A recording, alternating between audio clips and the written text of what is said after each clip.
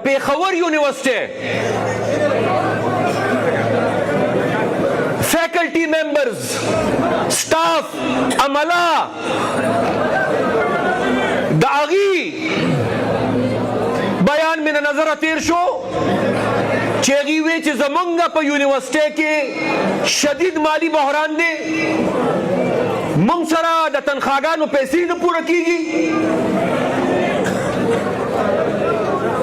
مونږ سره د پنشن پیسې نشته، او مهرباني دا وکړئ چې دا یونیورسټي او د دې نظام او د دې اختیار واپس وفاقي حکومت له ورکړئ. دا هغه اختیار و چې 18 ترمیم کې مونږ ګټلی و،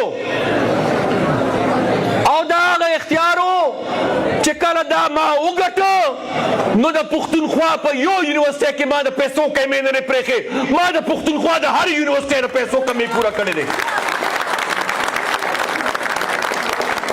نن هغه یونیورسټۍ وایي مونږ واپس وفاق له ورکې. نن په هغه یونیورسټو کې مالی او انتظامی بحرانونه دي.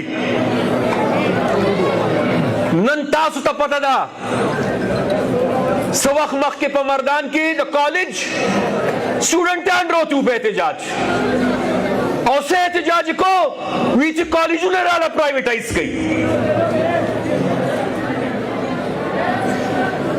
تاسو ته پته ده حمایت خان چې د کوم وزیر اعلی خبره وکړه چې د 12 کروڑ روپو بسکټ یې خوړلي وو،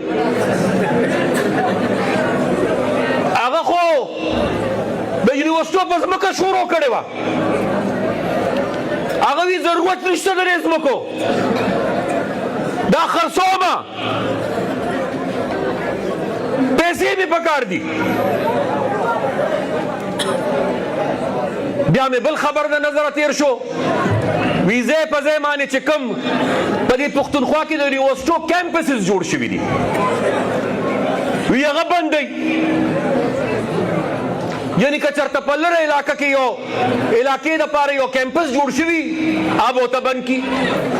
مثال سبا په شانګله کې کیمپس بند شو، د شانګلې بچې به چېرته ځي؟ او بل دا ولې یاد نه ساتي چې د نن کیمپس سبا یونیورسټي ده؟ زه به یې راته ووایم څنګه. صوابۍ کې د عبدالولي خان یونیورسټۍ کیمپس جوړ شو، نن هغه کیمپس نه دی، هغه صوابۍ یونیورسټي ده. چارسده کې کیمپس جوړ شو، نن هغه کیمپس نه دی، هغه باچا خان یونیورسټي ده. په چترال کې کیمپس جوړ شو، نن هغه کیمپس نه دی، هغه چترال یونیورسټي ده.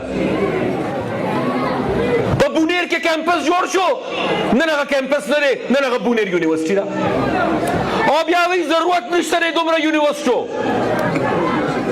ضرورت نشته دومره یونیورسټو، مطلب د پښتنو بچو دپاره یونیورسټو ضرورت نشته دی. 14 کاله داسې دی په حکومت کې دي، دا الله فیصلې دي. زه څه ووایم، دا 14 کاله که ماته ملاو شوې وې، زه دعوې سره ویلی شمه چې نن به د پښتونخوا په هره ضلع کې د پښتنو لپاره یوه سرکاري یونیورسټي کم از کم وي.